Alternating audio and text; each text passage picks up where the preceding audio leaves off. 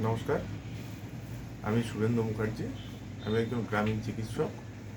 আমি গোঘাট থানার গোঘাট 2 ব্লকের পাণ্ডুগ্রামে চিকিৎসা পরিষেবা দিয়ে থাকি। এখন বর্তমানে সব এই ওয়েদার চেঞ্জের সময় গরম থেকে ঠান্ডা পড়ছে। এই সময় ম্যাক্সিমাম ক্ষেত্রে আমরা দেখতে পাচ্ছি প্রত্যেক চেম্বারে ঠান্ডা, সর্দি, জ্বর এই ধরনের রুগী প্রচুর। বিশেষ ক্ষেত্রে যেগুলো দেখা যাচ্ছে বাচ্চাদের ক্ষেত্রে জ্বরের পাশাপাশি টনসিলটা ফুলছে, গলাটা ফুলে থাকছে, গলায় ব্যথা।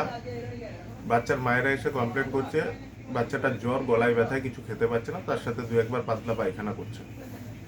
তো এটা নিয়ে বাড়ির লোকেরা খুব বেশি ব্যস্ত হচ্ছে, ভয় পাচ্ছে। তো আমি সবাইকে বলবো যে এই বিষয়টাকে নিয়ে খুব একটা ভয় পাওয়ার কিছু নেই, কারণ এই ওয়েদার চেঞ্জের সময় বিভিন্ন রকম ভাইরাস এবং ব্যাকটেরিয়া দুটোই খুব বেশি অ্যাক্টিভ থাকে।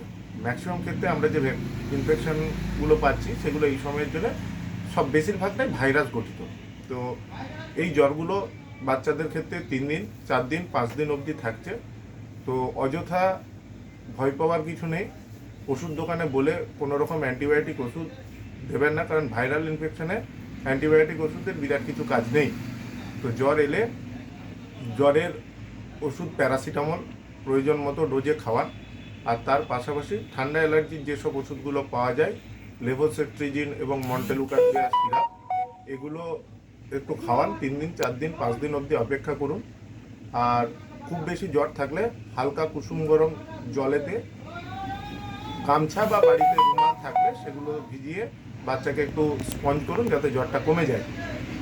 আর প্রয়োজনে এর বেশি ওষুধপত্র খাওয়াতে গেলে আপনার নিকটবর্তী কোনো স্বাস্থ্য পরিষেবকের সঙ্গে আলোচনা করে অ্যান্টিবায়োটিক যদি তিনি মনে করেন তবেই অ্যান্টিবায়োটিক ওষুধ দেবেন। অযথা বাচ্চাদেরকে অ্যান্টিবায়োটিক ওষুধ ওভার দ্য কাউন্টার কিনে খাওয়াবেন না। এতে বাচ্চার লাভের থেকে আপনারা ক্ষতি করে অ্যান্টিবায়োটিক ওষুধ খাইয়ে বাচ্চার ক্ষতি করে ফেলেন বেশি। তাই অযথা ওভার দ্য কাউন্টার ওষুধ খাওয়াবেন না। নমস্কার।